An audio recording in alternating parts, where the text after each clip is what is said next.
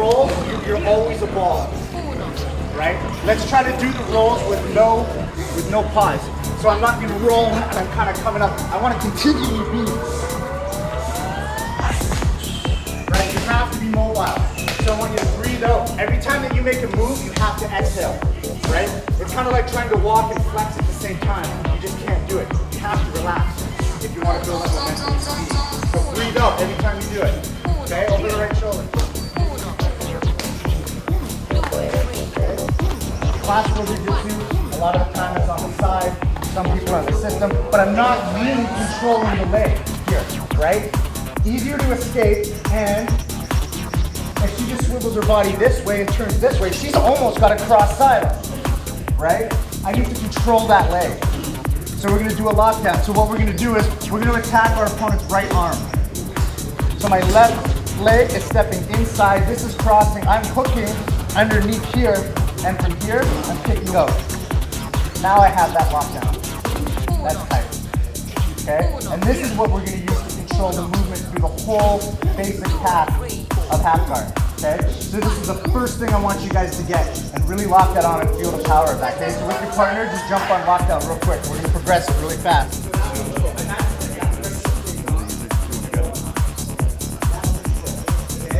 So make sure you're kicking that out and you guys really feel that control.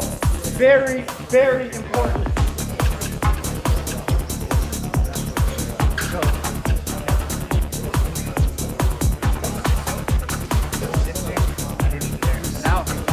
So what we're going to do from here is what we call the jaws of life. When we get the hands in, we're pushing. I first snake from here. I bring this in, and I use this as my base.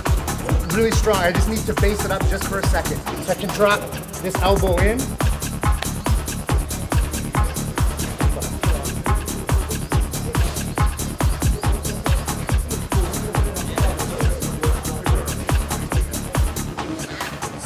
Keep the pressure on the lockdown the whole time. The whole time you guys are doing this, you need to keep the pressure applied to lockdown.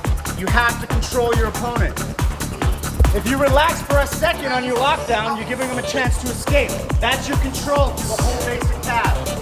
You have to stay on. Yeah. This all takes time, reps and reps and reps. I mean, it's only about the reps. Really, if you break it down. I mean, we can pretty much say everybody here knows what a jab is, right? So what would be the difference between your jab and Shane Mosley's or De La Hoya's or Mike Tyson's jab? What's the difference? You guys know a jab. I mean, everybody has it. So what's the difference between yours and theirs? Reps, which is part of what? Attributes. Speed, timing, coordination, it's the attributes behind the technique that make the technique work. It's awesome, you see a technique, you like it, oh awesome. It's not really your technique until you've earned it, you can pull it off whenever you want.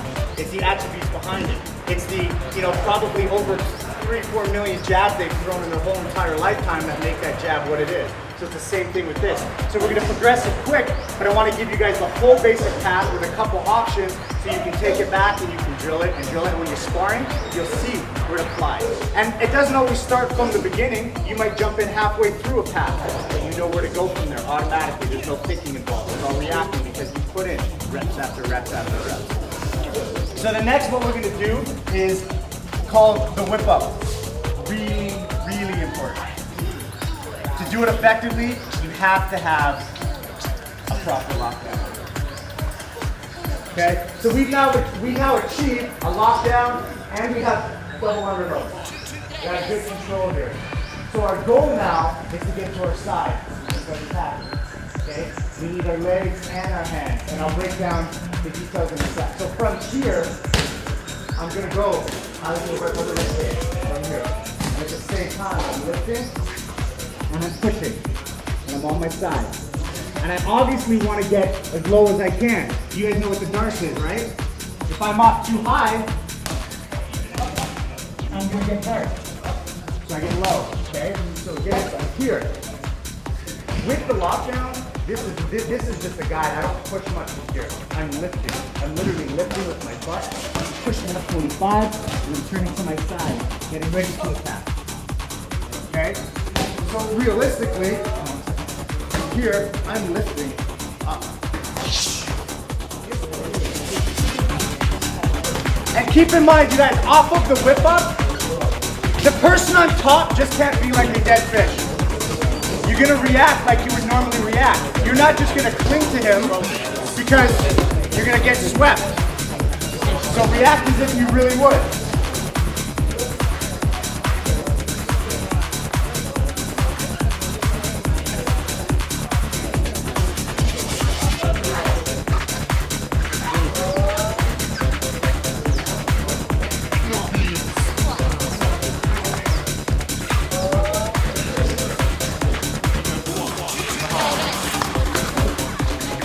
Not so easy. Everything's a battle. You have to fight for it. You gotta work for it. Hold position. Cable grip. Ear to ear, you guys. I want your ear to ear body weight. Okay, you guys, let me ask you a question. What is one weapon, probably the best weapon out there, that the person on top always has, no matter what position they have on top? What is something they have that the person on bottom doesn't have? What? Body weight. Body weight, body, you have to use it. When we talk about grappling, what's an enemy to us? Space. We don't want to give space. If we give him space, then he's going to get doubled up. We don't want space. We want to use our body weight properly, and we don't want to give him any space.